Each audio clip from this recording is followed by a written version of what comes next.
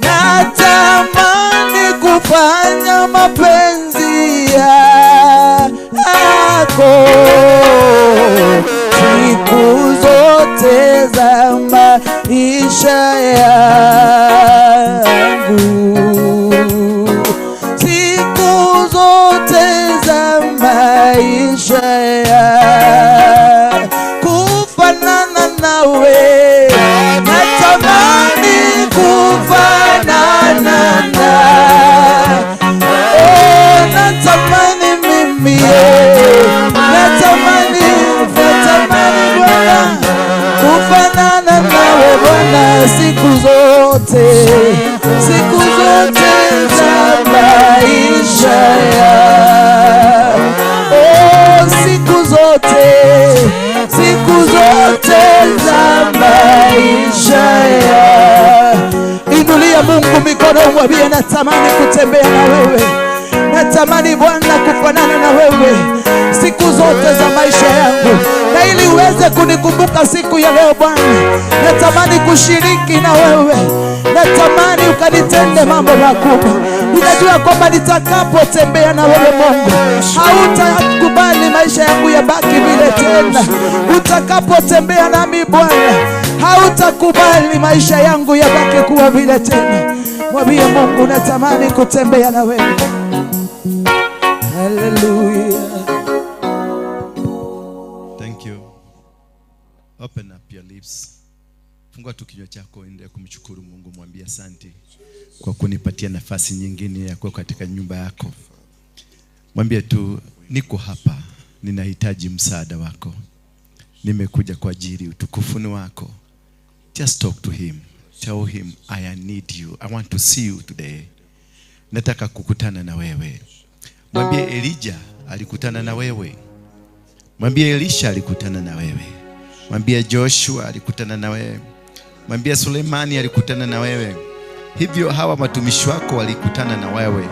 Ninahitaji kukutana na wewe. Ninahitaji kukutana na wewe. Tafuta kusanyiko lako, tafuta.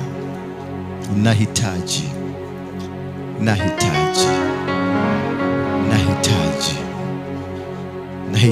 your presence.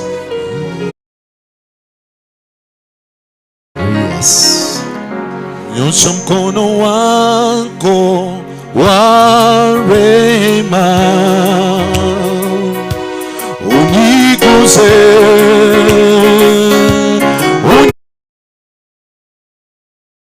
Nyosha mkono wako wa rehema, unijaze.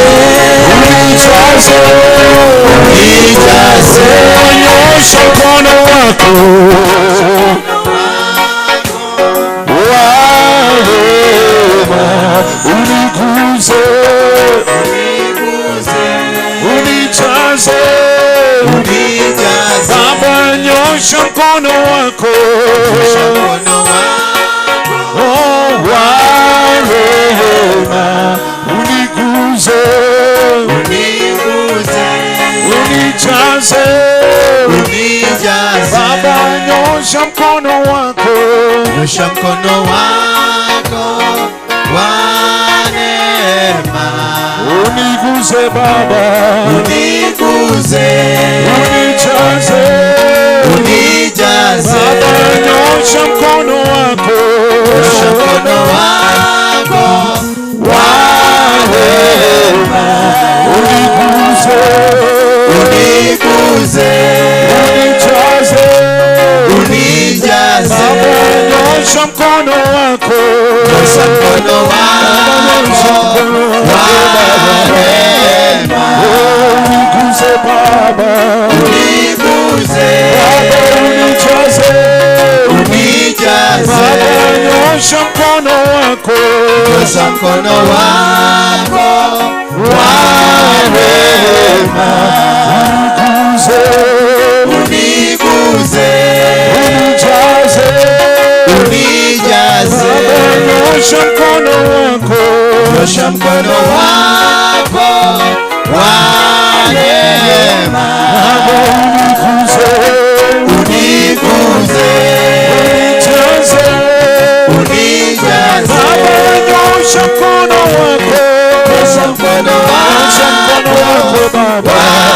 rehema, uniguze,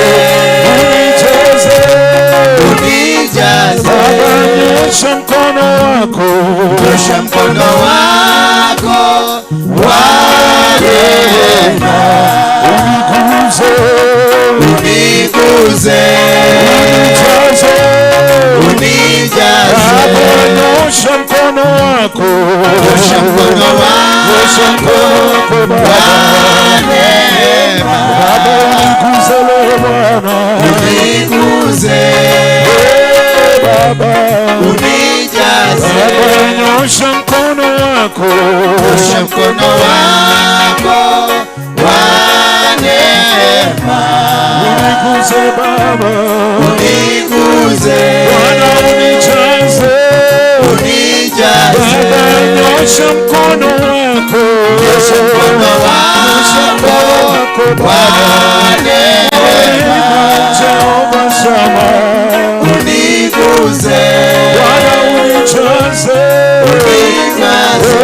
nyosha mkono wako, nyosha mkono wako, inua mikono yako, sema Yesu, uniguze, unijaze, nyosha mkono wako, nyosha mkono wako wa rehema, uniguze Baba, uniguze, unijaze Yesu, unijaze, nyosha mkono wako, nyosha mkono wako wa rehema, uniguze Baba, uniguze, unijaze, Baba, nyosha mkono wako, nyosha mkono wako wa rehema, uniguze Baba, uniguze, unijaze, nyosha mkono wako, nyosha mkono wako wa rehema, uniguze, unijaze. Tunakushukuru Baba, asante kwa wema wako, asante kwa baraka zako. Asante Baba kwa watumishi hawa ambao umewaleta katika nyumba hii yako. Ni watoto wako, wamekuja kwa ajili wanaoyapitia si kama yametoka kwako, lakini wamekuja tu kukuomba ukawashikilie. Wanaoyapitia ni magumu, wanaoyapitia ni mambo ambayo yametia majonzi katika nyoyo zao, ukawabadilishie. Wanatafuta uso wako Baba. Tunajua ya kwamba ulituambia tukikuja kwako tukuite na wewe utatuitika. Tuitike siku hii ya leo. Ulituambia tukibisha utatufungulia, ulituambia tukikuomba utatupatia. Tuko hapa. You say that you will never forsake us nor leave us, and even if we will be walking in the valley of the shadow of death, God, you said you will never abandon us. Do not abandon your children. They are here seeking you. They are here because they need you. They need your face. They need your hand. Bless them, God, as we get into the next phase of the teaching. Bless me, Father. Allow me and use me to be the just communicator of your word to them, that they may receive the glory and the greatness of your love. In Jesus' name we do pray. Somebody say amen. Salimia mtu mmoja aliyopanda. Usikae, mimi sikusema ukae. Hiyo ndio maana ulikuwa unafukuzwa shule.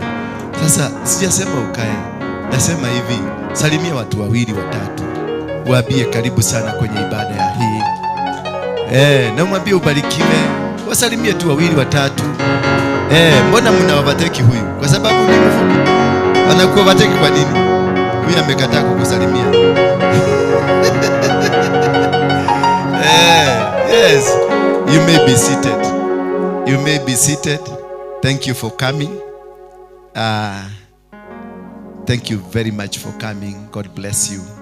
I know hautatoka hivyo. I know kukuja kwako, matumaini ambayo umekuja nayo, you are not going back the way you came. God will bless you.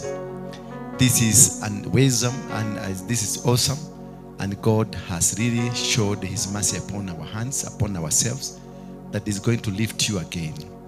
Maybe you have had ups and downs of your life. Maybe you have had challenges of your life. But what I can assure you today, it is that this is the end of the challenges that you've been facing. And this is a beginning of a new chapter that God is going to use you in a mighty way. Praise be the name of God. When the ending of you, and when you are thinking, and your energies, your education, your experiences come to an end, it means you are now over with yourself. And when you become over with yourself, what happens? God picks you up. Hallelujah. God will never walk with your experiences. God will never walk with your authorities, with your knowledge, with your education, with your money, with your husband, with your wife, with your best life. God will never walk with you. God is not a respecter of persons. God will only walk with you when you have finished yourself. And sometimes these challenges of life, why we are facing difficulties, we are not facing difficulties because we deserve to face difficulties. We are facing difficulties because we have refused to abandon ourselves for God to take over. You must tell your neighbor, you must abandon yourself for God to take over. God will never walk with you when you are with you. Come again. God will never walk with you when you are with you. He will only walk with you when you are with him. That is God. Tell your neighbor that is God. Yes, he is a jealous God. Hiyo masomo yako mingi, experience yako mingi na maneno na kujua ujuaji yako mingi, God does not respect that. Until ujuaji imeweka chini. That is when God will pick you up. Bwana Yesu asifiwe sana. Today I want us to look at the power in your decisions. The power in the decisions that you make. This is what has made many of us to suffer. This is what the many of us are faced with the challenges, because the decisions we made have costed us, have made us to cry. We are crying not because we deserve to cry, not because we are born to cry. Why did you put this lady behind there? Why are you hiding from the pillars? And when God chooses to walk with you, he will never reveal to yourself that this is a manner that I'm going to walk with you.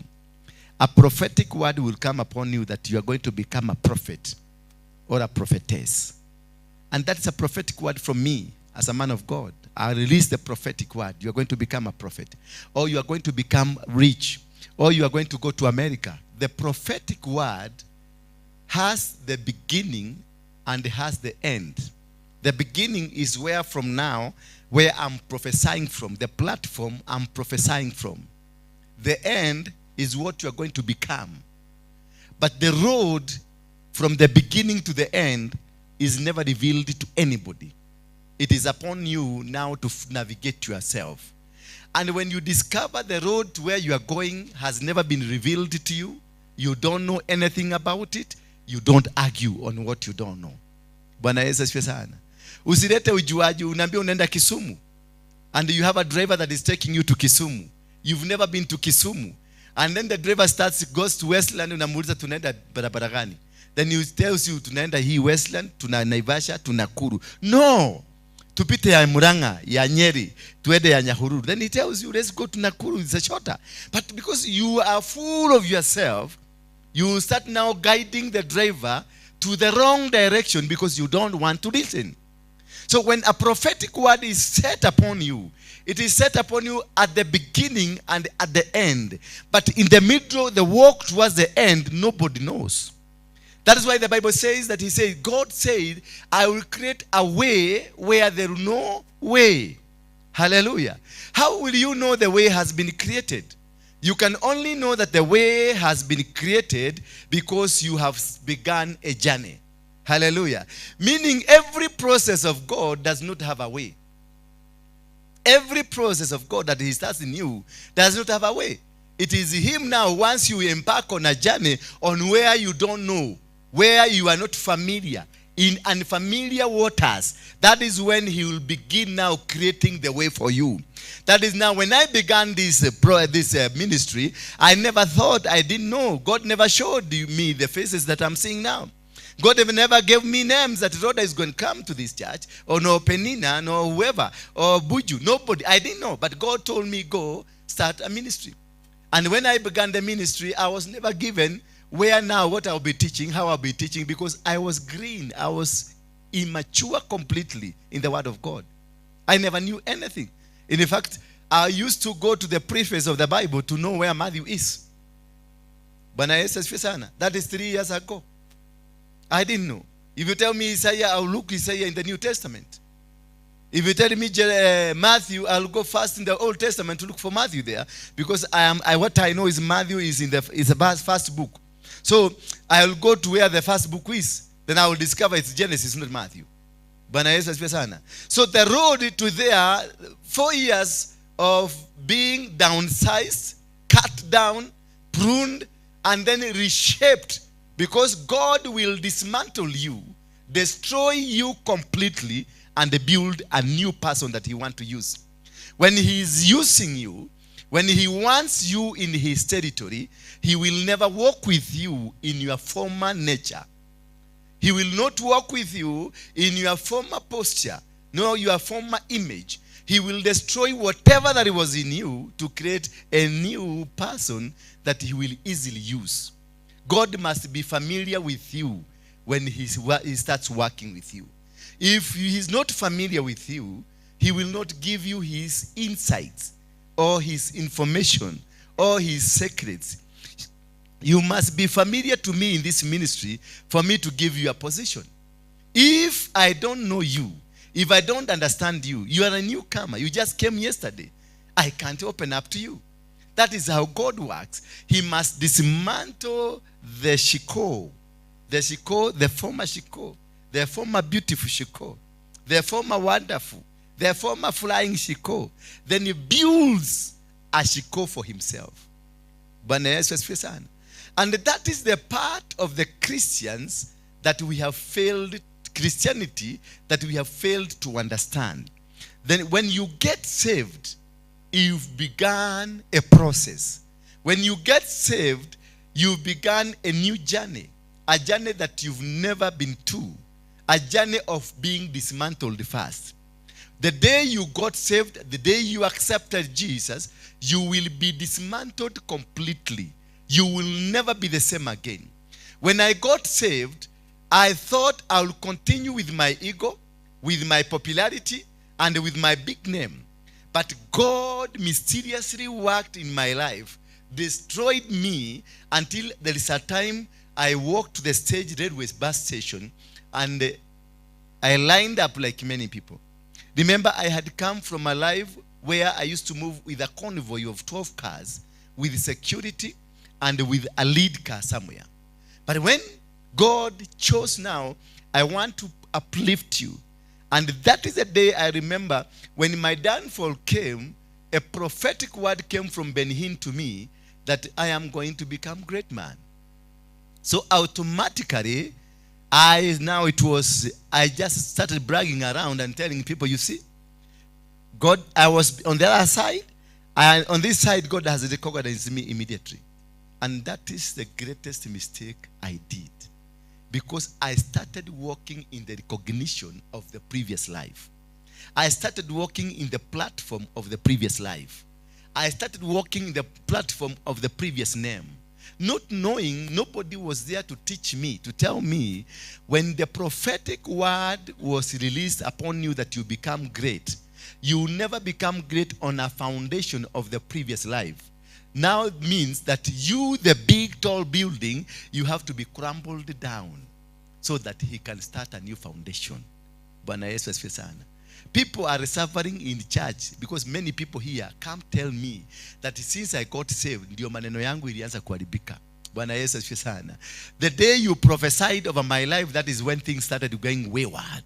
The day you prophesied, the day the prophetic word was released to me, that is the time challenges in my family started. Yes. because that was a signature from heaven. Now dismantle him. When I say God will bless you with a new car, you will first walk before you get into the new car. When you hear that God will going to give you a land, you will first be locked out of your house so that you understand the power behind it. Getting a land, you must have been gone through a tenantship. And before you get into the landlord will have locked you out of the house so that you can understand the pain. Bwana Yesu asifiwe sana. As I was telling the people I was with yesterday, the journey to where God wants you to go is a tricky one if only you don't understand it. But if you can understand it, you will be able to be comfortable and wait for God to control it. God is our driver, is the captain, is the pilot of our life. If you don't allow yourself to be composed, to be destroyed, and then to be rebuilt, then you are going to face a challenge. You are going to face difficulties. For those who are the too strong Christians, who know it all, who understand everything, I'm telling you, there's a huge challenge in your life. You will never make it. You will never succeed. Even if you stay in church, you sleep in church, you eat the Bible, you go cook the Bible, you eat it, you will still have to face the challenges of life. When you hear God telling you that I will make a way where there is no way, it means you will have walked in the desert. It means you will have walked in the rock areas. It means you will have walked in the bushes. It means you will have walked where there is no road for him to see there is need of a road. That he says, I will create a well in the middle of the desert. The well cannot be created in the middle of the desert if you have not walked towards the desert. You must walk to the desert for the well to be created. You must be thirsty for God to see the need of the well. Bwana Yesu asifiwe sana. You can't sit here and then say he will create a well. No, God, do the well now. Do it now. Do it now. You said you will never forsake me nor leave me. That is being stupid. That is what we call stupidity of a believer. Stupidity of what? A believer. You must understand a well will be created in the middle of the desert because you will be in that desert. Bwana Yesu asifiwe sana. That a road will be created where there is no road because you will be walking in the desert. You will be walking in the rocky roads. You will be walking in the midst of the bush. That is where the road will appear. The road will not come and find you in your bedroom. The road will never come and find you in your comfort zone. Praise be the name of God.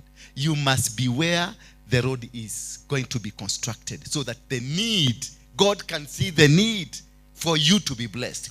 So that God can see the need for you to be lifted up. So He can see the need for you to be given the position. You can never become a pastor when you don't have a place you have served.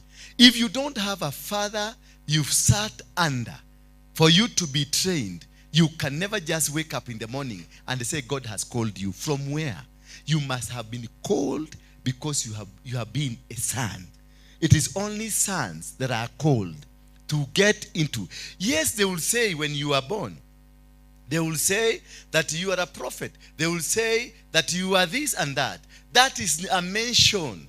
Now the process of you being processed, you must go under a process of God.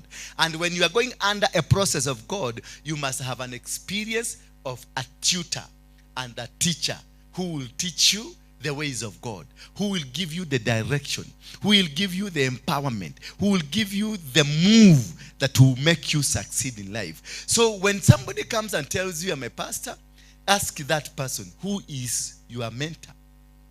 Because you can never become one if you are not mentored to become. A calling is in you, but now the work itself, it has to be produced. For a child like you to come on earth, there must have been a work between a man and a woman. Praise be the name of God. There was a man somewhere and there was a woman somewhere. They went to bed and the man released a seed and the woman released a seed, and these two seeds met somewhere. It is not a coincidence for you to be existing. And from there you were nurtured in the womb for 9 months, then brought out for you to become. Then in the process, you'll be nurtured until now you are able to make decisions. You are able to make directions. You are able to stand. You are able to walk. And you are able to disconnect yourself from where you've come from. Because once you grow up, there is a process again of disconnecting yourself from whom? From the person who brought you. Because the person who brought you through the umbilical cord. Because when you became an embryo, and then you became they call it a fetus, then you became a child, then you were born. When you came out, there was an umbilical cord that was cut. A sign that you were created in a womb, you ate in a womb, and you did everything in that womb. Through what? Through the umbilical cord that connects you with the outer world. The umbilical cord connects you with the outer world.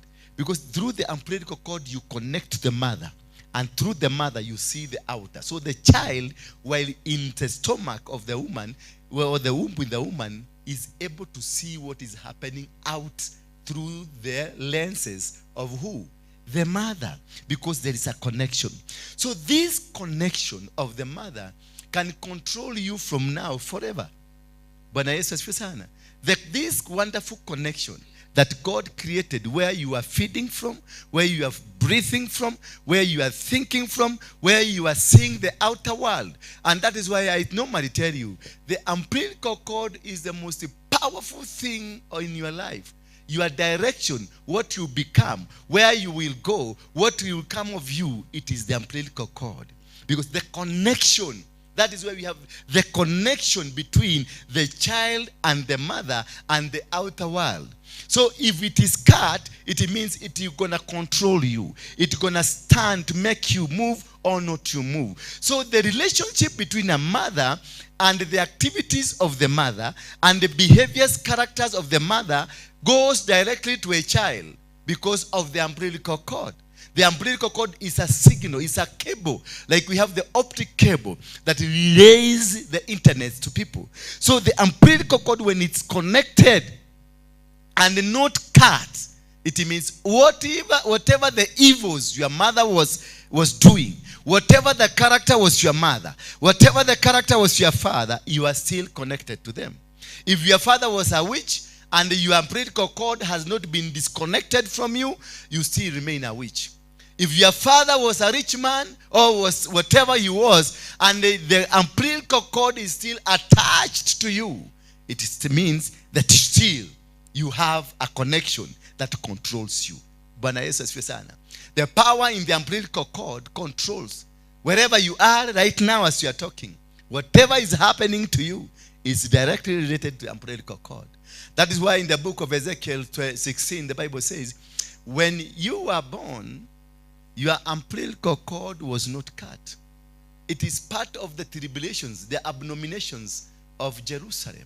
The Bible says in the book of Ezekiel 16 that, Son of man, tell Jerusalem her abominations.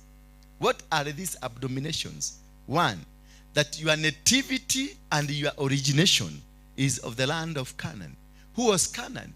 Canaan is a son to Ham who was cursed. So Jerusalem was built on a land named after a curse. Then it continues to say that your father is an Amorite and your mother is a Hittite. Who was an Amorite? Amorites were people who fought God. Bwana Yesu asifiwe sana. And the Hittites were witches. Praise be the name of God. So it is telling you, literally, the Bible is telling you that the land you are seated on is a land of curse. Number two, your father is against God. And number three, your mother is a witch. It's also against God. And number four, it says, your novel cord, when you were born, was not cut. So the cutting of the novel cord has a larger bearing of what you become. The cutting of the novel cord has a larger bearing of your successes and your failures. So if your umbilical cord was not cut, from who? From your father who was against God, and from your mother who was a witch, and from the land that is named after a curse, then it means you are a combination of your mother, a combination of your father, a combination of your land. Praise be the name of God.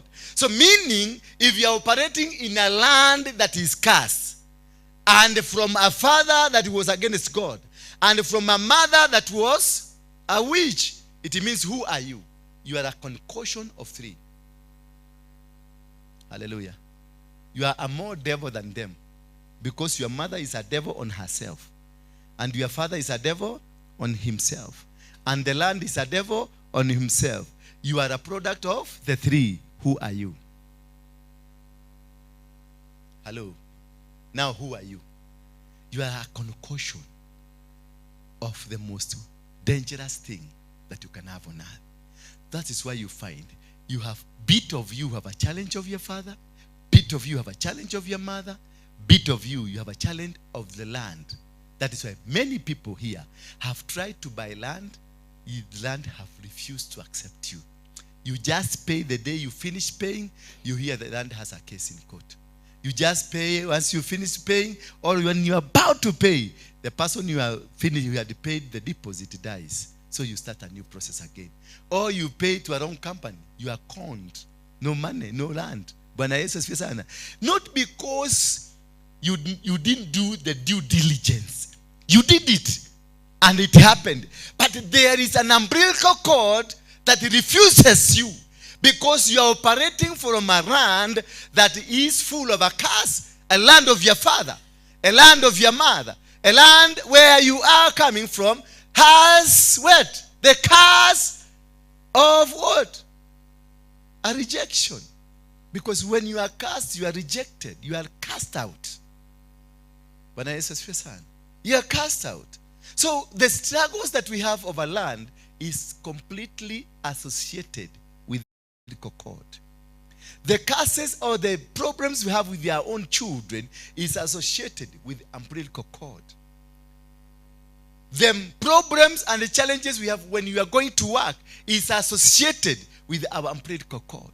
For you, once you become a grown-up, you must raise a sacrifice to disconnect yourself from your father and your mother and the land you are born, so that you can begin a journey of yourself. Because what is happening to you is you are connected, controlled, and manipulated by the altars of your father, the altars of your mother, the altars of your origination, the altars that the land you are in. Remember, for example, let me take a good example. Here in Kenya, we were in colonial government, that's the British, and the entire land had been taken by the British government. And after the war of the Mau Mau, where my grandfather was the leader, they fought and we won the battle. And the Muzungu was told to get out of the land. But remember what happened for this land to be free. What transpired for the land to be set free so that it will be turned to people of Kenya? What happened? People died. People died. Mau Mau were killed. Muzungus were killed. The home guards were killed. That is how we attained our independence. If you look at the flag, it got red. Red is the blood of Kenya. The blood that was shed. So what are we standing on? Nation Kenya. What is nation Kenya standing on? What is our pride? Our pride is that we are standing on a human blood. And a human blood remains crying to God. Because it was innocent blood that was shed. Whether it is Muzungu, whether the home guards or the Mau Mau, whatever the freedom we are claiming is a freedom that is founded on the grounds of a human blood. So are we free? We are not free. We will never be successful as a nation. We will never win any battle as a nation. That is why every evil happening in the world, it begins from Kenya. And as I was reading the Bible, I discovered that the Garden of Eden was in the far east. Is that in your Bible? Yeah? Is that in your Bible? Then I looked at the world, I see America is in west. Europe is in west. Where is east? Where is east? It's Africa. And where is east in Africa? Is where? Is East Africa. And where is east in East Africa? It is in Kenya. Where the first fossil of a human being found in Egypt is 600 million years ago. The other fossil that is found in Europe is 400, the oldest is 400 million years ago, according to the historians and the scientists. The other one that was discovered in Russia was 500 million years ago. But the one that was discovered in Kenya is 1.4 million years ago. Which means it is the oldest of all. So where is the mankind, the cradle of mankind? Where is the cradle of mankind? Olduvai Gorge, that is where the first skull of a human being was discovered. I thought you went to school. Hii kisugu yote nimeongea kumbe ni watu wajaenda school. Am I wasting my English? You know, my father paid a good school fees. And that's why I'm trying to practice. So wherever he is sleeping, he can know my son, my school fees haikuangukia mbali. So the first man, if you read the Bible correctly, the Garden of Eden is east of the world. Far east.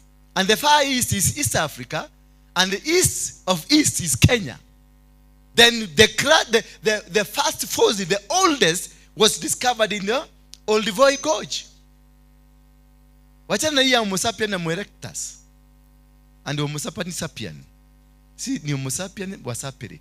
Okay, thank you. So, if Kenya is the cradle of man as per to history, as per to scientists, praise be the name of God, then the Bible says in the book of Isaiah 18 that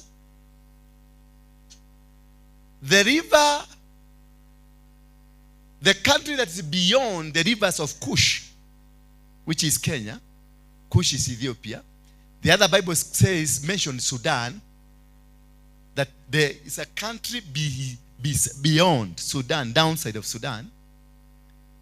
That is where now, the Bible says, when they will host a flag on the mountain, this is Isaiah 18, just watch and see. When a trumpet will be blown, listen and hear.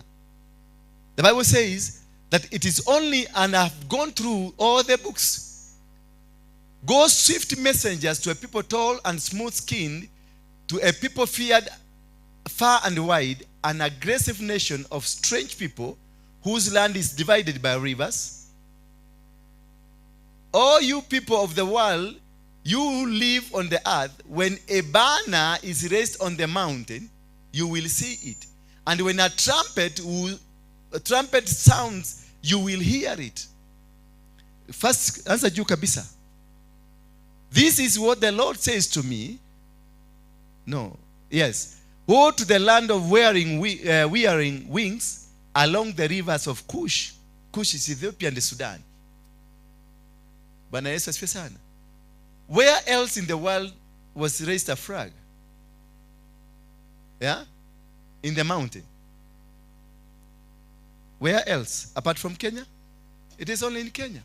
Where else was a trumpet blown in the mountain? Where else? It's Kenya. A person called Monyao is the one who hosted a flag in the mountain, Mount Kenya. That is, and is the one who blew the trumpet in the mountain. So, I'm just trying to bring you quick to speed about the umbilical cord and the blood. And the reason why you can see the scrambling for Kenya by all religions. The Freemasons are up in arms. They have taken over. They are coming, fighting very hard. You see now, Bill Gates has built his second home in Kenya. Because he wants to champion his interests. We have the Islam the Muslim Brotherhood have taken over Kenya through the business and everything. Then we have the revival of Jesus Christ, the gospel of Jesus Christ begins where? Towards the world. So the entire world is coming where? Home. Hallelujah. The entire world is being directed by God. Go home. The Freemasons will come thinking they are coming to take over. We will swallow them. The Muslim will come thinking they're going to take over. We will swallow them. Hallelujah. And everybody, even the traditionalists, you can see the Maasais now. They are rising up. The Kikuyus, Kiama, the Luos, the Council of Elder, the Juri Jeke, the Campus, all over now. They are rising up and they're saying, this is the way forward. And remember when we were doing the constitution, they wanted to promulgate the constitution through the traditional foundations, but God refused. And the Raida tried, the reggae died. Praise be the name of God. Why? I'm not going to politics. I'm not directing you to politics, but there's one thing I want you to understand. That the independence of this country was founded on the blood of human beings. Meaning we are operating in a curse as a country. The curse of the blood. In the Genesis, Cain and Abel, Cain killed Abel. God came up and asked Abel, where is Cain? Where is your brother? And he asked God, am I my brother's keeper? Then God answered what? His blood is crying to me from the soil. Now our country, Kenya, we have our brothers or your sisters, our mothers and our fathers and our grandfathers were killed because of nation Kenya. Our independence is grounded on the blood of human beings. So the land that we are sitting on, the land that you call your plot, the land that you call your home, it is a land donated to you by the blood of human being. Hallelujah. Are you connecting? Are you seeing why you are facing these challenges? Today I've been a bit too complicated. I'm a bit deeper. You're not understanding me. And even, because, many people came for miracle. They didn't come for these stories. But I'm trying to tell you why the soil has refused you. Why you are struggling. Even if you go to America, you still struggle. Even if you go to Britain, you are going to struggle. You go to Asia, you are going to see struggle. Because you are operating from a cursed land. Where your umbilical cord is grounded on a ground that is full of blood. Meaning yourself, your hand is full of blood. And remember, David was to build a temple for God. And God told David that, you can never build me a temple because your hands are full of what? Blood. Hallelujah. Your temple is full of blood. Now come back to you. What could be the challenges you are facing? How many abortions have you done? If you're a woman, how many abortions have you done? How many people have you backstabbed?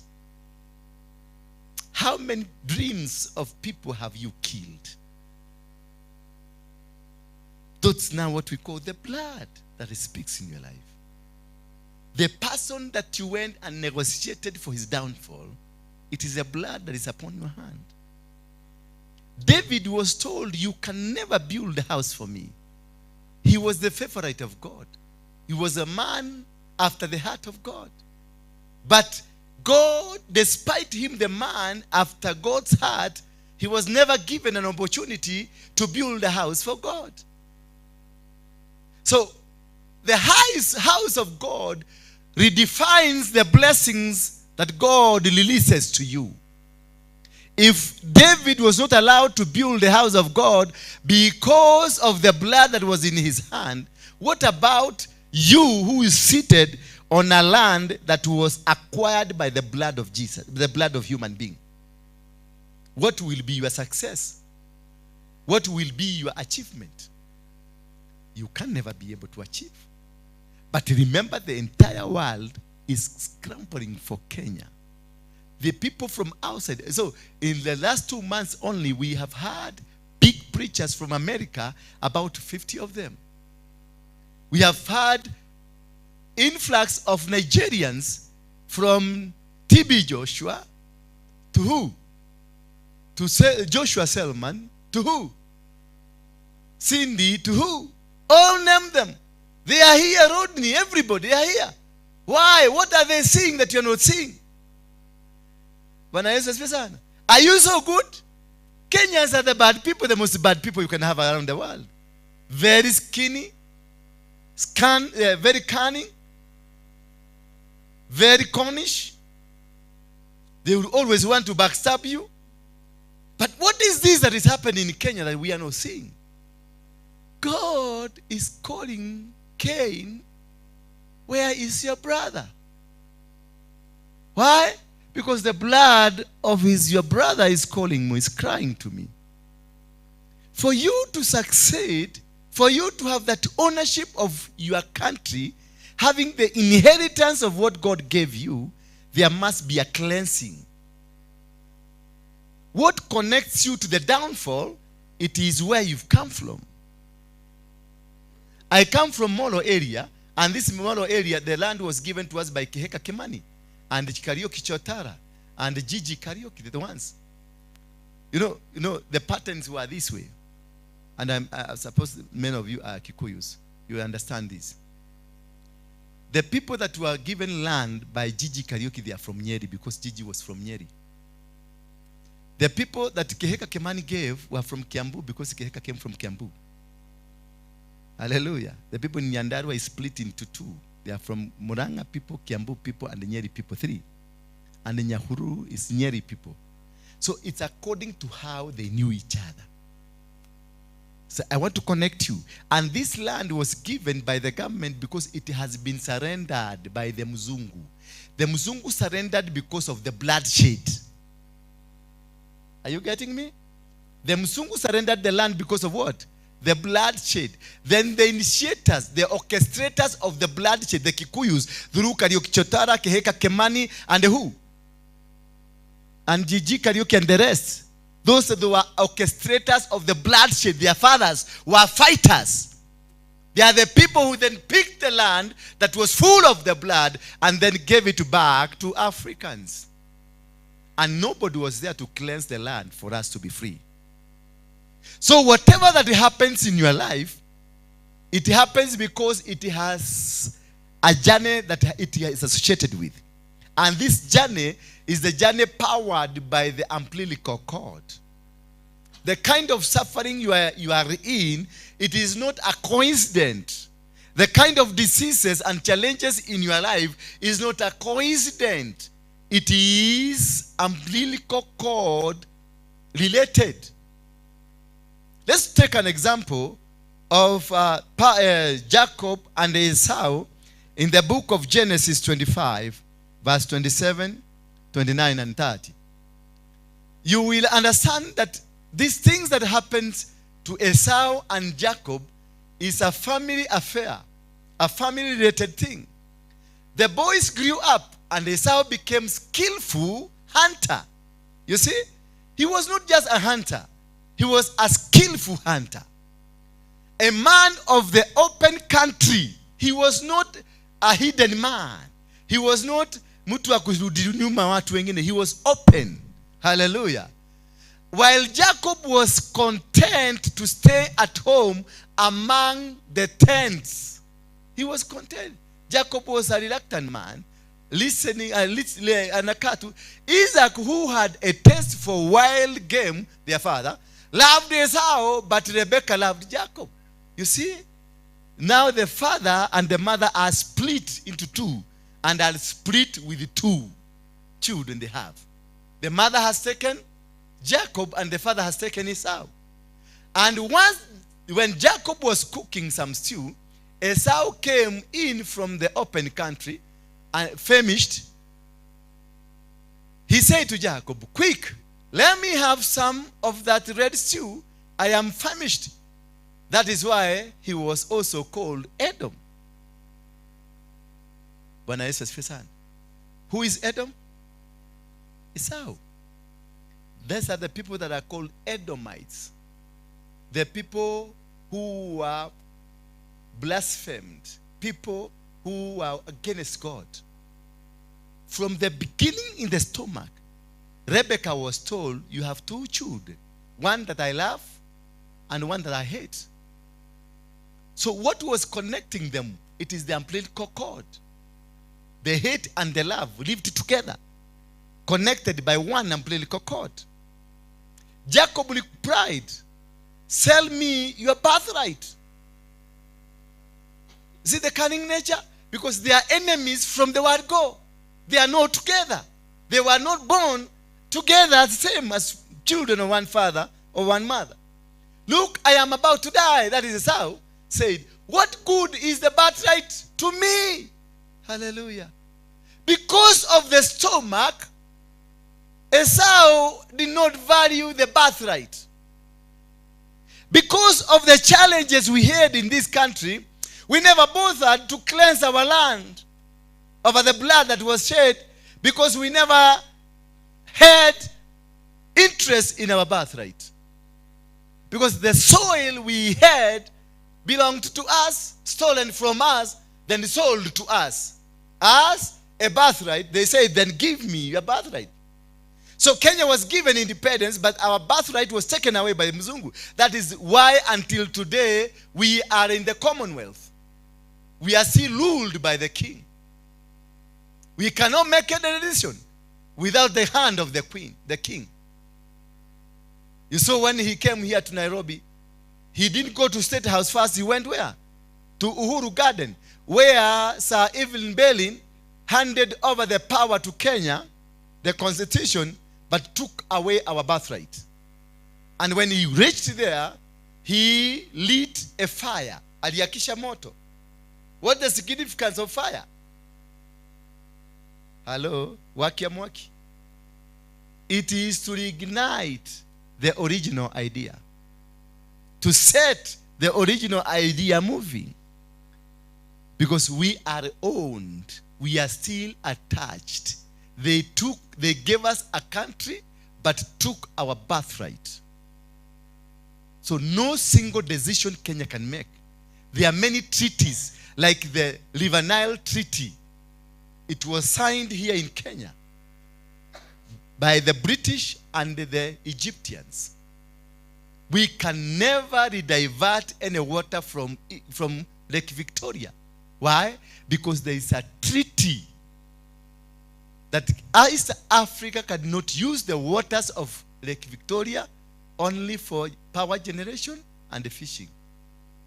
The rest of the water, the treaty says, must go to Egypt for irrigation. Ethiopia tried to use the River Nile water. Right now, they are almost at a fight with Egypt. And they are saying, dare touch this water, we are going to kill you. Why? Because there is a treaty. We cannot use our own because we are under the territory. Who benefits? The king. The plantations of tea you see in Kericho and sometimes some parts of Central, the Kakuzi, all these things, they don't belong to us. They belong to the British under the king, who are the custodian, the Kenyatta family. Hello. So that is exactly that is happening to you. Yes, you look at yourself, you see a free man, a working person, but when you try to make decisions of your future, you are held back by what? By the umbilical cord that connects you to the failures of your life. You want to become a preacher, but you cannot become a preacher. Why? Because your grandfather was a Muragori. Your grandfather was a witch.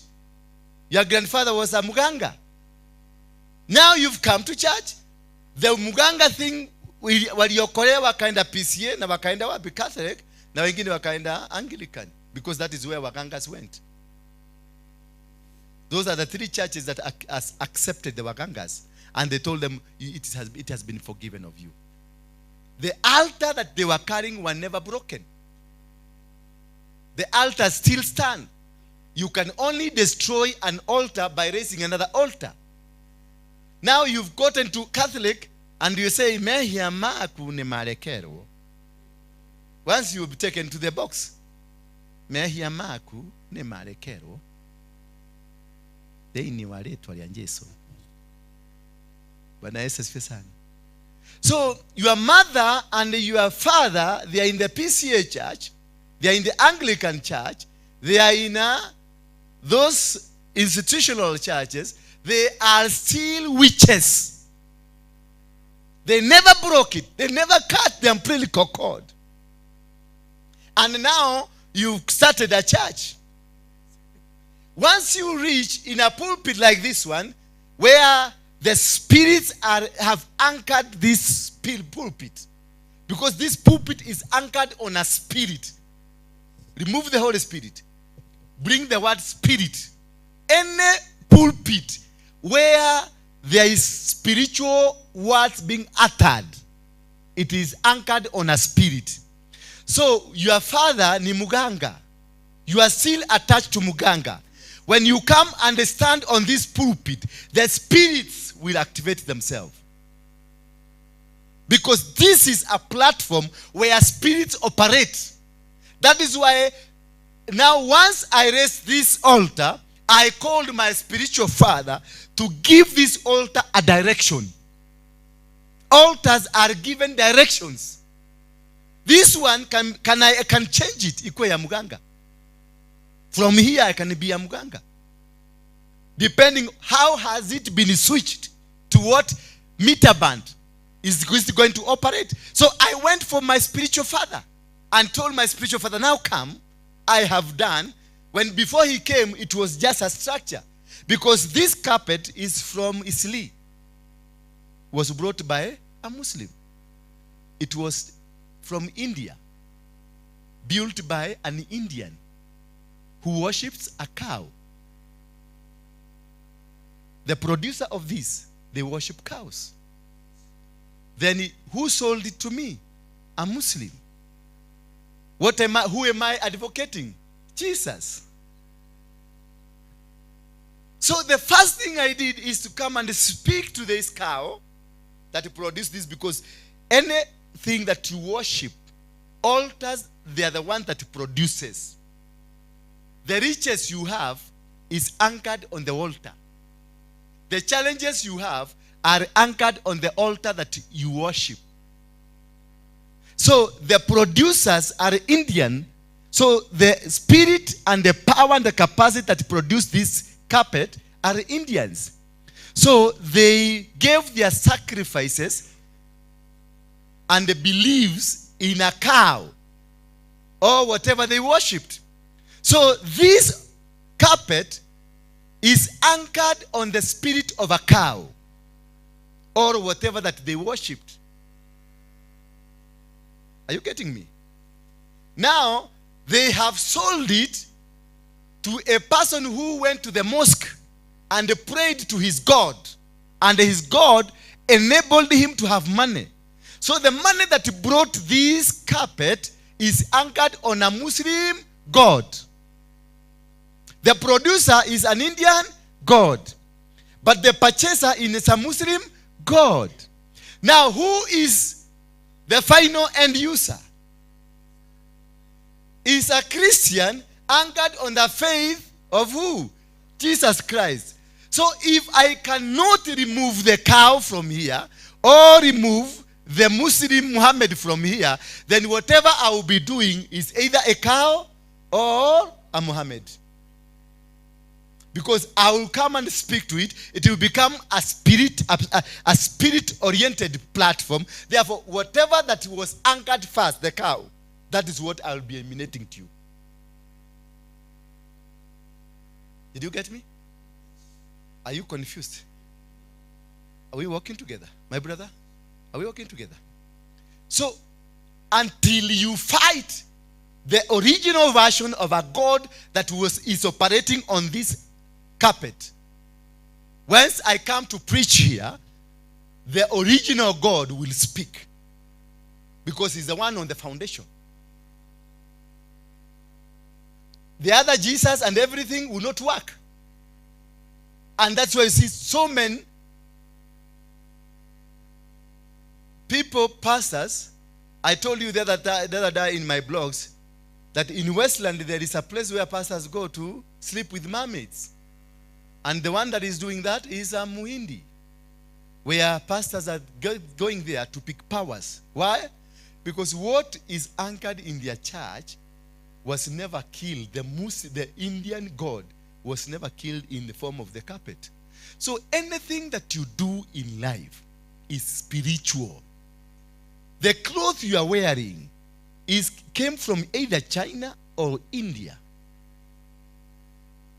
And you are a pastor preaching about Jesus. Them, they don't know Jesus.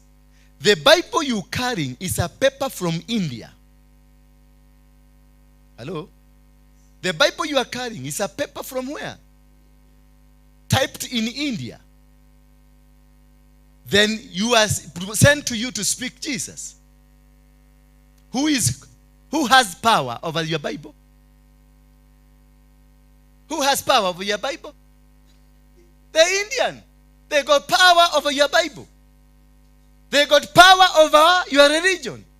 That is where you see Christians are more fake religious people than anybody, because you don't have a reality of whom you are following. Muslims, they are staunch. They are strong in their faith. The time for going to mosque, even if you bring $1 billion, when he was closing to go to the mosque, he will tell you, stay with your $1 billion. I face my God first. This is a man of God. This is a man of God. It's a pastor.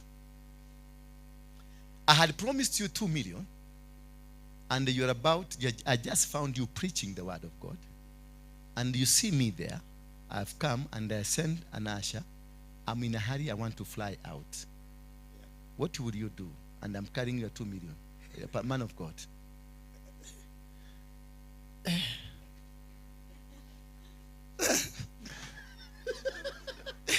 Now he's thinking like a man of God. He's thinking like a Christian. Yeah? He will call the praise and worship, tuombe, tuabudu. Fungeni macho yo, fungeni macho, rimai, kantorobo, shata, chana, namaseke, tereboz. Praise and worship, praise and worship, praise and fungeni macho, fungeni macho, fungeni macho, because you want to collect money first. Then you come back to God. A Muslim will never do that. Thank you. A Muslim will never do that because they have a foundation on their belief. An Indian will never do that because they have a foundation on their belief. What went wrong with you? You can see he already stammered because he doesn't know what to do. The man is there, the man is flying out, and then he will think twice. He will tell God, you know, I need money. But a Muslim will tell God, I need you first, not the money. Why? Because when you become a Muslim, I was once a Muslim. I was called Ibrahim. The first thing they do to you, they dethrone, they remove the former you, and they initiate you perpetually into the altars of the Muslims. They indoctrinate you. They kill the Christianity in you. They kill every belief in you by taking you to madrasa, and now bring out a true Muslim in a true believing of a Muslim. But when you became to a Christian, there are some things that you left at home. You are still former you operates in you. You are told you should not do this. A Christian is supposed to live this way. But at sometimes you come and look. You are a pastor, I'm preaching here. Then I look at this guy and say, because the former me is still in operation. So until the time you know how to cut the umbilical cord that connects you, with the failures of your father, the failures of your mother, the failures of your grandmother, the failures of your grandfather, the failures of a territory you came from. Because we have many altars. We have territorial altars. We have family altars. We have forest altars. We have roundabout altars. There are so many types of altars. And these altars that operate in you, not until you bring them down, they will still be operating. There is symmetry altars. Maroho ya makaburi. When you go Kogoria Modarafa, what happens to you? you have contacted, and that is where our Gekoyo community is taking us back to. Kwarahura gomi, kwariana gomi. When they, I know some of us who have been to there, you wake up at 3 a.m. Then you find your husband outside speaking to a person you don't see. It's not that there is no person. He has called them, the spirits of the dead. They are communicating because he normally gives them. When they pour down the moratina, 1, 2, 3, he invites the spirits. When some others do the polish, some others will not eat before they throw some, so that the ngomis can eat. So once you invite them, they will come. There's this man called Saul who went to Samuel and asked Samuel to do what? Hello, Christians? Saul went to who? Went to the diviner so that he can call the spirit of who? Samuel. Yes, the spirits came, they saw each other, but what happened to Saul? He died. Once you invite the spirits of the dead, they come and take you. Hallelujah. So when in your house your husband is from Gomi, you are in danger. You are in what? In danger. Because for them they are offering blood sacrifices. For you, you are coming with the 50 shillings and all the 50 shillings to the altar. Which altar will speak? The blood of a goat will speak. And they will come and they will haunt you. Until you are able to cut that umbilical cord that connects you to the altars of the ancestors. Because that is where the power is. The umbilical cord. I will be teaching the next teaching about the umbilical cord. How powerful and how controlling it is. This gentleman you see here, who looks like John Garang, can you rise up? This man was chased from South Sudan to come to Kenya. Not because he wanted to come. He is called Free. Is it Free? He's from Sudan, South Sudan. He's loved by many people. And he has got a lot of money for other people. They are chasing him. They want to take him to court. The police are looking for him. He runs to Kenya. He called me that he went because he has been watching me in Sudan.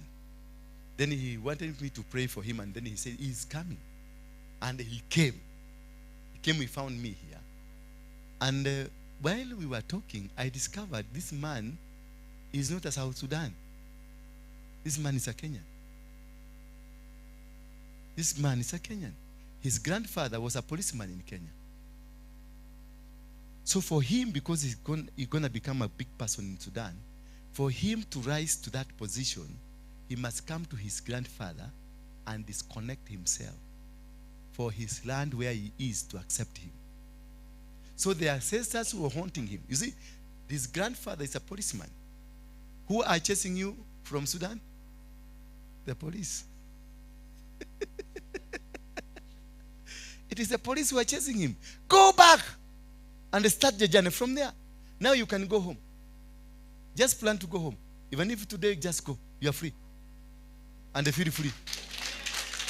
You are disconnected completely. So this kind of life will haunt you. It doesn't matter. Me, I was Mungiki. Not because I'm supposed to be a Mungiki. Surely. The atrocities that were associated with me, I have never been involved in them. But I was a leader. I've never killed anybody. I've never shed any blood of a human being. In fact, the last time I was able to slaughter, it's last year I was able to slaughter my goat, a goat I had. Last year, ndio nilipata comfort. Na nilishikiliwa mkono ndio nichinje busi. But all the crime that were committed by these people was associated to me. I have been to prison 52 times. I have been shot at 12 times. I have been poisoned 9 times. All the bullets I've gone through, You want to say? We don't say no. We say it's okay. We believe you. No, you must be mannered. English people. No, English people are mannered. It's okay. Thank you. Yeah, we believe you. You see, a pastor, man of God. So what is this I'm trying to tell you? Until such a time I was able to go to my spiritual father, Bishop Harrison Nganga. That is when we tried to retrace what could be haunting you. Because everything I was touching on was becoming big, but at the same time disastrous to me. Anything I touch on becomes big and become disastrous to me. Why? I'm touching in the spirit of me, but it grows on the spirit of my grandfather. The touch is me, just like Jacob. After Jacob bought the birthright of a rejected man, himself, the veil that was put upon him was a veil of rejects. But whatever Jacob touched, it grew. He went to Laban and made Laban become rich. He had goats, sheep, cows, and everything because of Jacob. Because Jacob was an investor. And Esau was a hunter and a gatherer. Jacob planted and waited, while Esau does not wait. He wants to eat because he fails in sleep when the word is being taught. Hallelujah. Like Shiko. Bwana Yesu asifiwe sana. So, a hunter and a gatherer is a hand-to-mouth person. Anataka ya tigiti. Niye diye na tigiti. Deda mabadi. Bwana Yesu asifiwe sana. That there is no investment that can be associated with you. If you don't have anything called investment in your life, you are an Esau. You are a cursed person. But Jacob's will wait until they harvest. It doesn't matter how many months. They have the spirit of waiting. Esau's don't have the spirit of waiting. They have a spirit of rushing. They want it to happen now. So this man became hungry. Hallelujah. And he went to the bush, tried to find a sungura or whatever the diya. What do we call the diya? Yeah, leopard. This woman is saying leopard. I've gone to look for the antelope, and the antelope was not found. Now he came back, he was hungry. And that is what is happening to many of you here. Because you have nothing that you've invested. Now you want anything. That is where you find our girls, because of Tumbo, I can sleep with you anytime. Because you need to pay rent, you need to have food, you don't have. Then I will tell you, can we go somewhere? You don't care. Because you know, at the end of the day, I'll give you something. That's the Esau spirit. That's a what? The prostitutes are Esau priests, spirit. The hawkers are Esau spirit. Because they operate on hand to mouth. If you are a man or a woman, and you are just waiting, if you are a woman, you are waiting for your husband to come and give you, that is a spirit of who? Esau. And the spirit of Esau is carrying a curse. Hallelujah. Remember, Rebecca was told that by God, one I love, one I hate. If you are in the spirit of hand to mouth, you are hated even in heaven. Because that's the spirit of Esau. So, and when you are hated in heaven, you tend to hate yourself. You don't ever recognize yourself as somebody who's worthy anything. When Jacob, when Esau was hungry, came to Jacob, he told Jacob, give me some food. And Jacob told him what? Give me your birthright. Then he said, of what importance is it to me? Esau himself. Of what importance is it to me if it cannot give me food? So when you are the firstborn and you have the birthright, you must be very careful to your younger siblings. Hello? To your younger siblings, because they will come and dominate you. And you find most families, first sons and daughters are neglected. They are downlooked. And they're the one who was sent to the head of the house. The firstborns. When you are slaughtering, they're the ones who are sold. You are firstborn. Yes? They don't have anything. Why? Because somebody in the family stole the birthright. Hallelujah. Somebody somewhere took away the birthright. That is now when you don't value yourself. And the devil is waiting for that moment where you don't value yourself. Because on the valuation of yourself, you form a ground of your success based on the God's word. When you can only be valued in the kingdom of heaven if you have a value for yourself. If you don't have a value for yourself, you are not known. You are not connected. Hello? Hello? Am I there? Am I teaching somebody? Today, I'm a bit in contrast with Esau, who was skillful hunter and his father's favorite, Jacob was a plain man dwelling in tents and his mother's favorite. The Hebrew word of the plain is the same word as translated in the scripture as a perfect man. We have an upright man and the undefiled man. So Jacob was perfect, upright, and undefiled. So the people with the spirit of Jacob are perfect and are upright and are undefiled. You can never defile them. They stand their ground.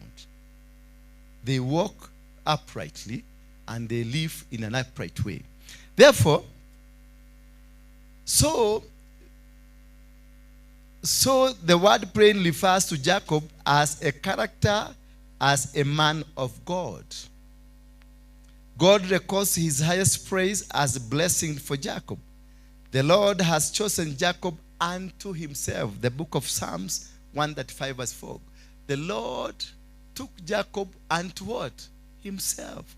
So he was recognized right from the time he was born. Right from the time he was in the stomach of his mother. There is one that I love and there is one that I hate. So ask yourself, am I the loved or am I the hated?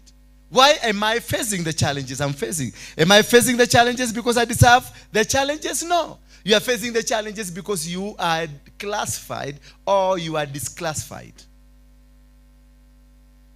Hello. Why are the challenges facing you? Why are you facing the difficulties? You have tried to come out of everything, nothing is happening to you because of the umbilical cord. The umbilical cord connected you to the problems you are facing today. Until you are able to cut the umbilical cord of your father and your mother, you will never be free. Jacob, he knew, he was skillful, he was cunning, he was able to take. But the problem of him, he bought a birthright of a cursed man. And that is what has really costed us. He bought a birthright of a man who is cursed. So from then what happened to him? Wherever he went, he was haunted by the curses of the man he took the birthright from. Because Esau was condemned. Esau was not recognized by God as a man who will prosper. Esau was hated from the birth, from the womb of the mother. Esau, God hates him. God tells Rebekah, one I love, one I hate. And the one I hate is Esau. So Jacob comes and buys the birthright of a hated man right from heaven. So immediately when he bought it, and remember Esau himself hated the birthright itself because it was of no value. The day he received, tribulation started happening to Jacob. And Jacob started running away. He ran away to his uncle. And when reaching at his uncle made him a slave. When you are operating on a birthright that is stolen, you become a slave because you don't have the ownership, the right to that birthright. You don't have it. You become an automatic slave. Now, once he was at Laban's place, he worked for 7 years because of a girl. And ask yourself, how can you work in this church for 7 years without understanding the rules and the orders of the church? Not unless you are a mad person, you are confused. You must be able to understand. You need only 6 months to know how this church operates. You need only 3 months to know how the church operates. But this man operated 7 years waiting for a girl, and having anybody to tell him that you can never take the second girl before the first girl goes. For the 7 years, he waited in delay. He wasted 7 years working for a woman because he is wearing a veil of Esau. On the face and the body, the facial was Esau, inside was Jacob. Whatever work he did in his Laban's house, zote zilikuwa zinakuwa, kondoo zilikuwa zinakuwa, everything, because inside him he had the spirit of prosperity. But when it comes to eat, because Esau was a hunter and a gatherer who will go to the bush and find nothing to come and eat, the spirit of a hunter and a gatherer, when Jacob was about to eat, the spirit of hunter and a gatherer stands up because he's the firstborn. He's now Esau, not Jacob. That is a challenge we have in life. You work so hard, you toil so hard, but the days of going to sit down to eat, that is when a disease comes. That is when an accident comes. That is when you find challenges of your life. Then the entire salary will go to the hospital. The entire salary will go somewhere. That is the time that your grandchildren will be operated and they will discover she has cancer. Why? This cancer was sitting there waiting for when you are going to get your 10 million so that it can eat it. So Jacob worked for 7 years. And you are blind. When you're operating on this kind of a spirit, you don't see what is happening tomorrow. You don't see the surrounding. You don't meet anybody to help you. Nobody comes to rescue or to tell you the secret of the family. You will always remain there. Only they will come kukulisa. Yani duamenyaga. Miaka yote tuleta huko tuli wamenya aduani arogi. Asha matamaka ona die deshiria. How? Na mtumio turathikire hale. Si alirogwa na mama yako. Bwana Yesu asifiwe sana. So that is when you start now discovering. Now when he discovered that he has to wait again because he is wearing Esau, the spirit told him, wait, something's going to happen. That is the life of a hunter. Wait today. Yesterday he didn't get anything from the bush. He will still come today and wait for another day. And tomorrow wait for another. Waiting for what? For a sungura which you never gave food. Hello. Waiting for a gazelle that you never give water. So you're just imagining it's going to come. It's not your effort. It's not your investment. You're just imagining it is going to come. And now because Jacob was wearing the veil of Esau, he waited again for 7 years. Now how many are those years? 14 years. And when 14 came, when he was to be released, he was told again to stay a bit. He said for another how many years? Yeah? 7 years. So he was working for this girl, number one. It was Rebecca. Yeah? Rachel. That was the girl he loved. So what has it cost him? How many years? 21 good years because of a woman. The spirit of delay. 21 good years because of what? And eventually this woman died. Is that true? Because she tried to call the gods of their family. So you will wait for 21 years and again miss it because you are still wearing the veil of Esau. Because you are not permitted to invest or to eat. Until when God have mercy on you, when God decides to just be sympathetic to you, he sent an angel to Jacob to rescue Jacob. The whole night, Jacob was wrestling with the angel because that is the place they call Sodom and Gomorrah, where men were told to turn around. So when this angel came, Jacob went to the Ukuta and now started fighting, the fight with the angel, because he was fearing for his besides. Because he thought this man has come for my beside. That is a struggle that led him throughout the night. Wrestling throughout the night until when he was broken. His limb was broken.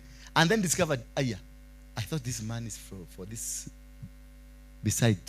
So he's not, even when I'm weak, he's not eating it. So he looked at him again. He saw, wow, this is an angel of God. You become blind even when God speaks to you. When you are wearing the veil of Esau. He never content the whole night. He never had an opportunity to even sense, this is not normal. A man struggling with me the whole night, this is not normal. He had no second thought. When you are operating under the veil of Esau, the spirit of delay, the spirit of confusion, you don't see dotogawadogo. Hallelujah. Ezekiel 16, somebody. You never find anybody to help you because you are covered. So that is the time God chose now to liberate his man. He sent his angel. And as they were struggling with the angel decided kuvuja because they are angels who operate only in the night. And it was becoming dawn, so they had to break him. And after breaking this man, he decided to look at again and saw, this is an angel, okay. Then he held the angel. And they fought again with the angel. The angel is trying to go. Now again, because you are totally confused, the person you are resisting to hold you, now you are holding him, telling you, don't go. How talk here? Dog you ma ha ha. Otadadi mete. Now imagine they have fought the whole night, not knowing this man is carrying the blessing. You have walked with your pastor 20 years, and you don't know this man is carrying your blessing. You've worked with this woman for 30 years and you've never thought this woman is carrying a blessing. You've been in a place where your blessings are and you don't have even anything to indicate to you this man is carrying your blessing. That is the time when it's too late, when already you are broken. That is why people, many of you are here in this church, because already you have been broken. Mguu imevunjwa. That is how Jacob was moving after his limb was broken. Your business has gone down. Your marriage is now down. Your ministry is now down. That is now when you now discover God. Oh God, don't forget you say you'll never forsake me, now leave me. Even if I go through the shadow of the land of the dead, you're going to help me. That is now you become so sound, so Christian, so holy, and so destined to your destiny. After already you're limping. And you had a chance. The angel came at 9 o'clock in the evening just to bless you and go. At 3 a.m. that is when you discover this was an angel. And now you are limping. That is you now. That is why you are in a church led by Dora Waruinge, the former Mogeke leader.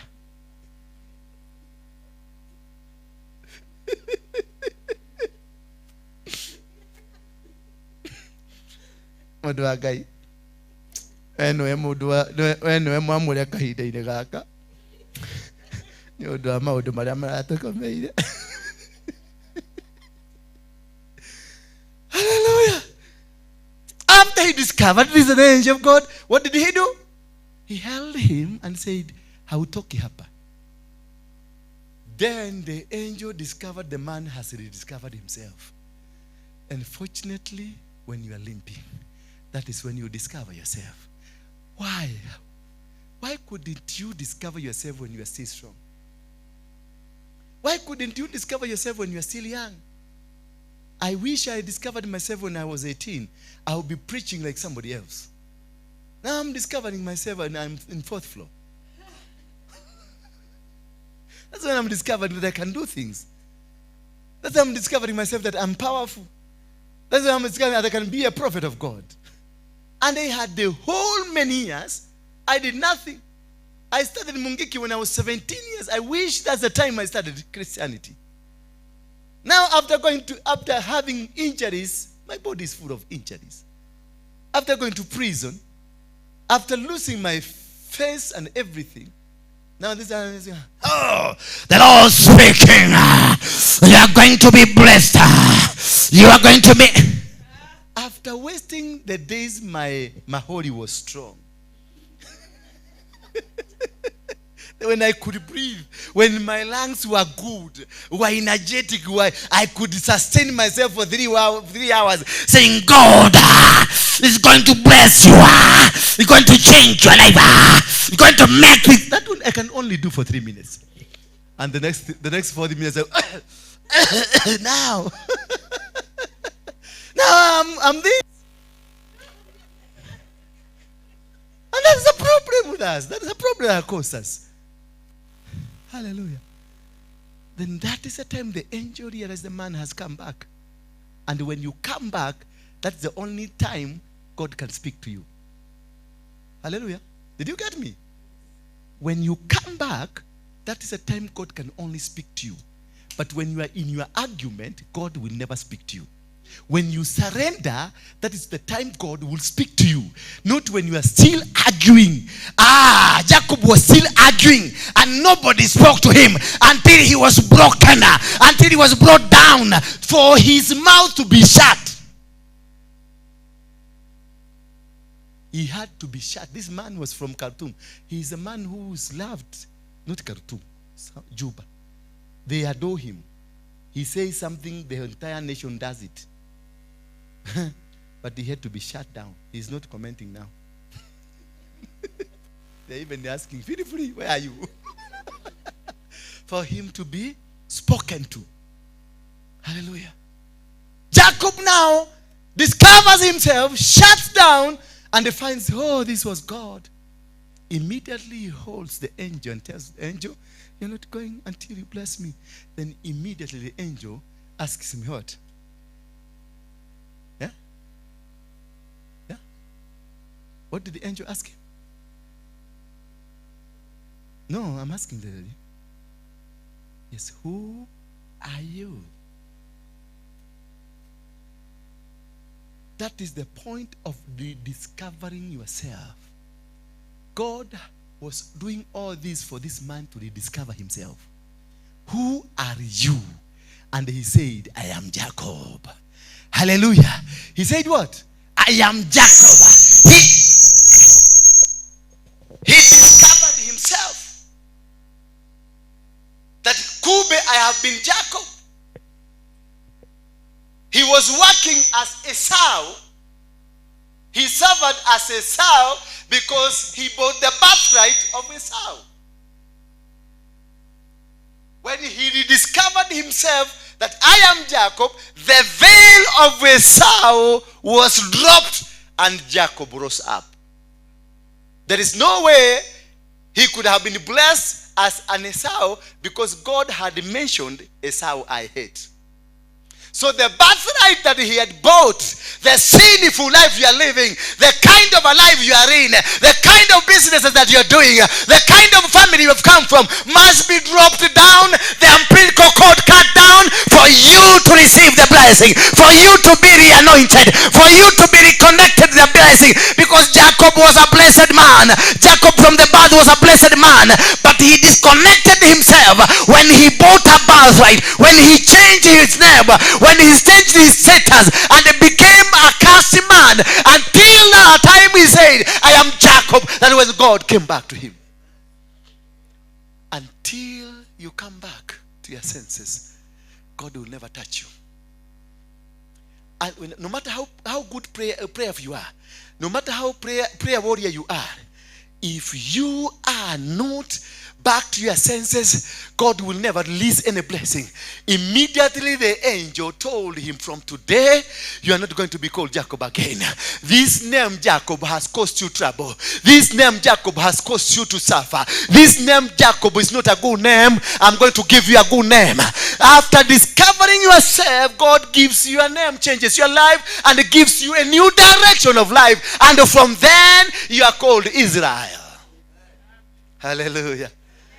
Bwana asifiwe sana. Your life will change. Will not change because you are saved. Will change because you have rediscovered yourself. There is one thing to be saved and rediscovering yourself. Jacob was able to rediscover himself, but after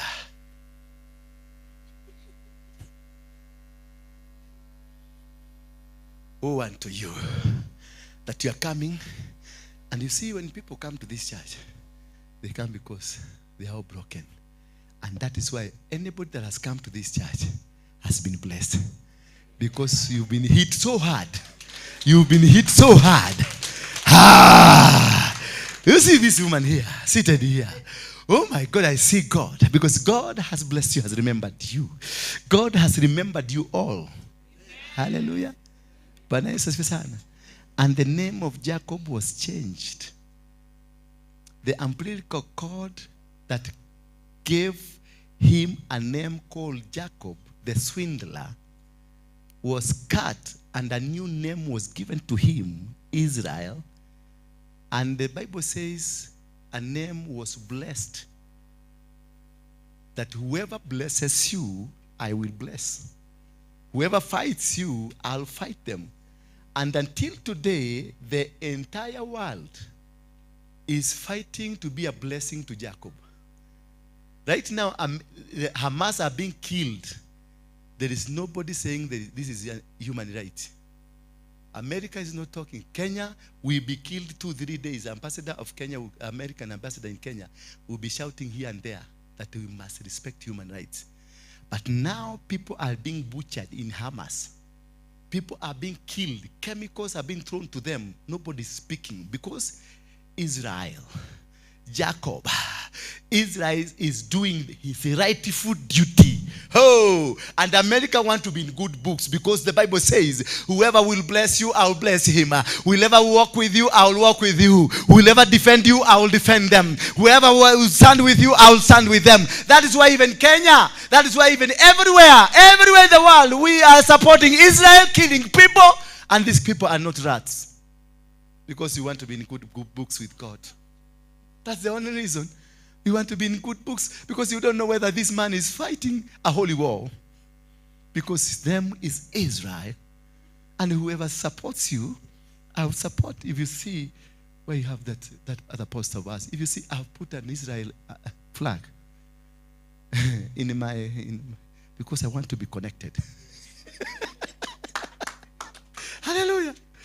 But so when you are connected with the right tunnel of your blessing, things will work. May we rise on our feet.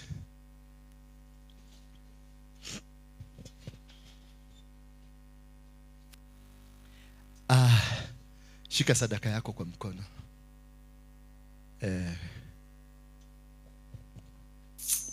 All your sacrifices. And from today, we have begun a session. The power in the umbilical cord. Praise be the name of God. The power in what?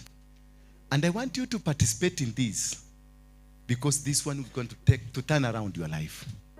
This one is going to change forever how you look at yourself. Until I was taught about the power in my umbilical cord and the disconnection of the umbilical cord, that is when the time I was able to know why am I stupid the way I am. You only discover the stupidity in you when you discover what is in the umbilical cord. It is a topic that we are going to dig deeper. Say dig deeper. Say dig deeper. Yes, we are going to dig deeper and understand the full meaning of the umbilical cord, and understand the full power behind the umbilical cord, and understand the full downfall that is in the umbilical cord. I said we all rise up. I said we all rise up. I also need my envelope. I want to cut the umbilical cord. I want to cut this journey. We start, huh? Acheni kuniangalia.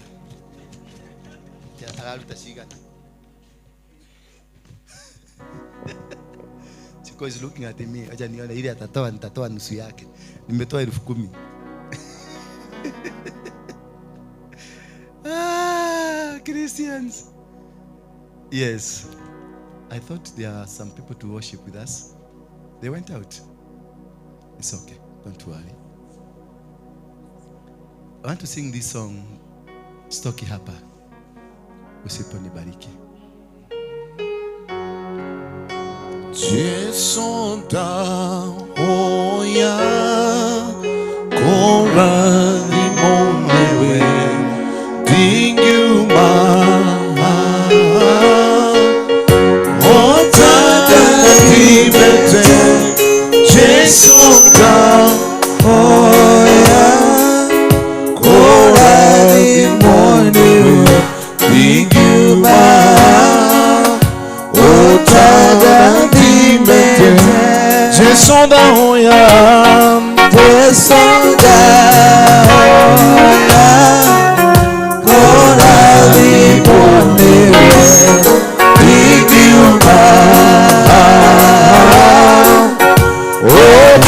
otada kibete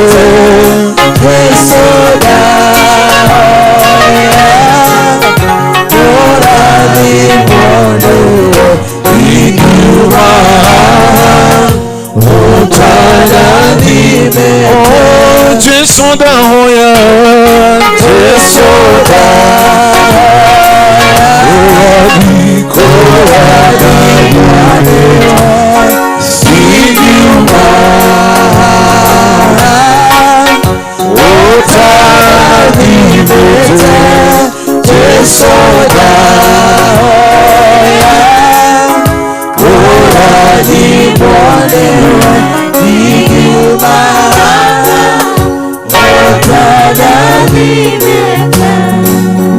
Lift up your hands. Inua sadaka zako juu. Ziinue tu juu. Open your lips. Speak to that sadaka. Mwambie, I've lifted you tonight. I want you to act as a knife that cuts the umbilical cord, that connects me to poverty, that connects me to disgrace, that connects me to stagnation, that has connected me to failures, that has connected me to rejection, that has connected me to things of the devil. Open up your lips. Speak to God. Tell him, I want to be liberated. Tell him, today I have discovered myself.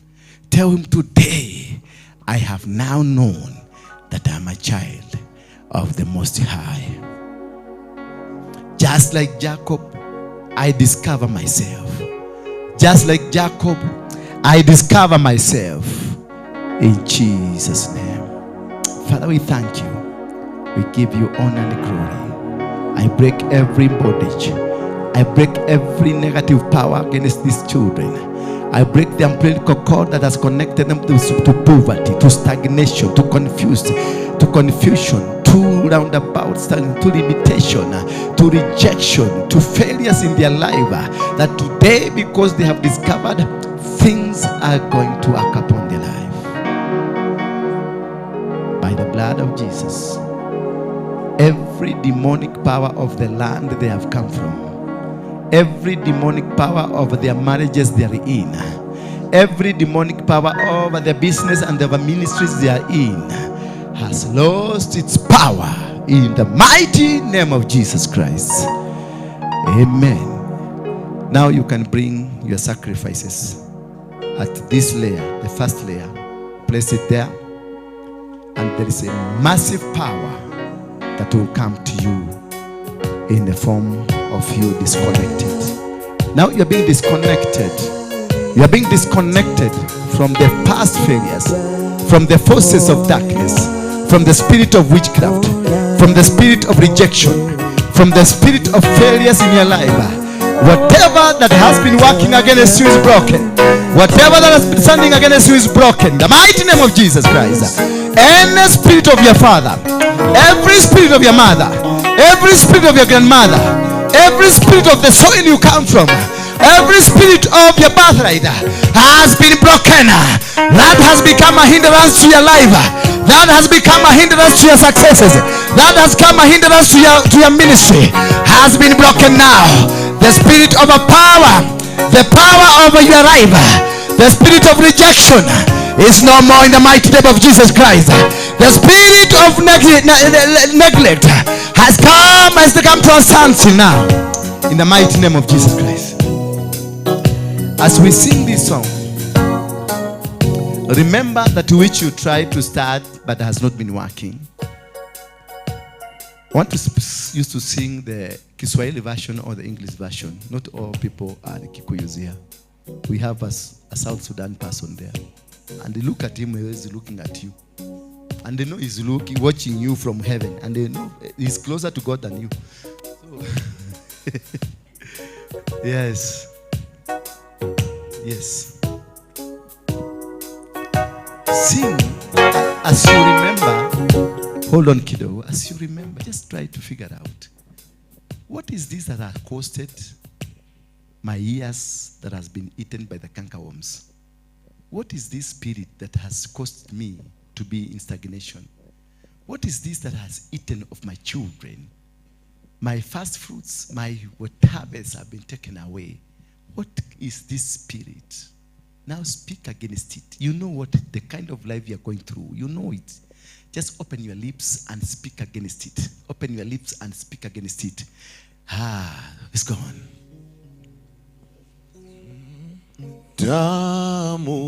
No, I said the song I said. Stoki hapa. Macho yangu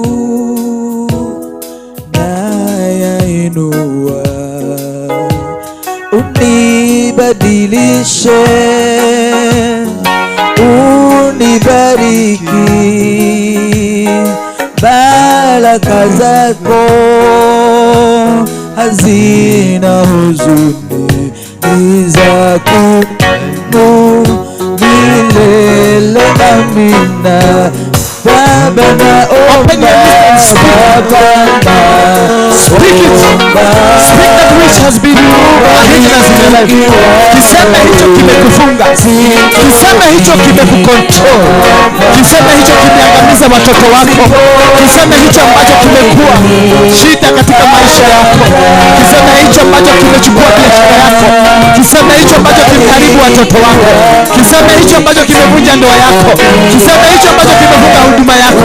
Kiseme hicho ambacho kimefunga maisha yako. Speak it out, speak it out, speak it out.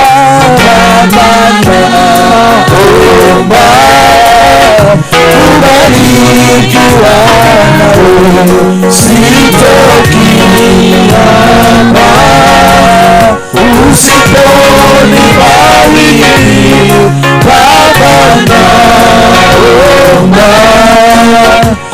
Kubarikiwa nawe, sitoki hapa, usiponibariki Baba naomba.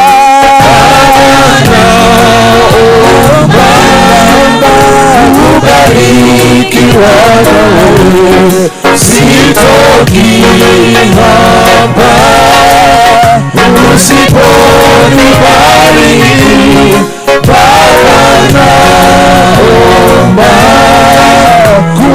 Kubarikiwa nawe, sitoki hapa, usiponibariki ninapokutazama utanibariki, ninapokutazama utaninua, ninapokutazama sitaogopa kamwe. Mimi naomba kubarikiwa nawe, naomba Baba, naomba kubarikiwa, sitoki hapa usiponibariki kwenye malengo, ukanikumbuke Baba, maana hakuna mtu mwingine, hakuna njia nyingine.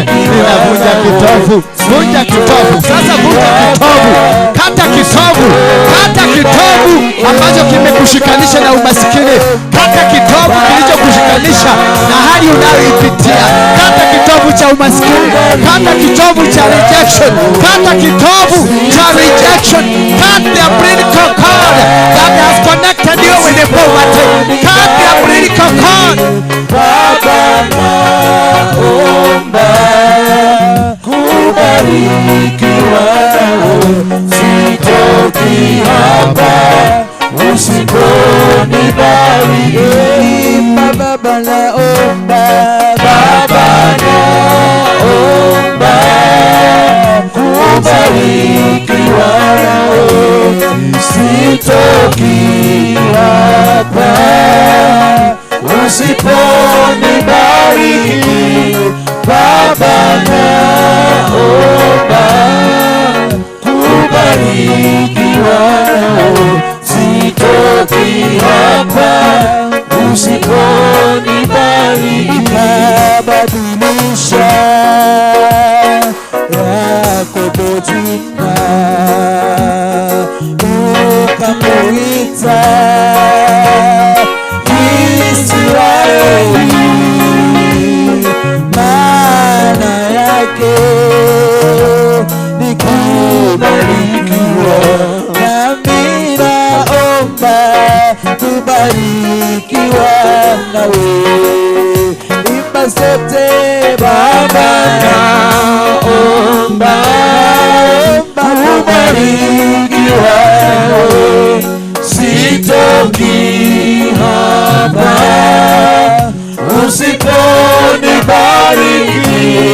Baba, naomba kubarikiwa, sitoki hapa usiponibariki. Baba, naomba, Baba, naomba kubarikiwa nawe, sitoki hapa usiponibariki. Baba, naomba kubarikiwa nawe, sitoki hapa usiponibariki. Baba, naomba, Baba, naomba kubarikiwa nawe, sitoki hapa usiponibariki. Baba, naomba kubarikiwa nawe, sitoki hapa usiponibariki. Barikiwa wale waombao, wabarikiwa wale waombao, wabarikiwa wale waombao, na Yesu mwenyewe alisema, wabarikiwa wale waombao, wabarikiwa, wabarikiwa wale waombao, wabarikiwa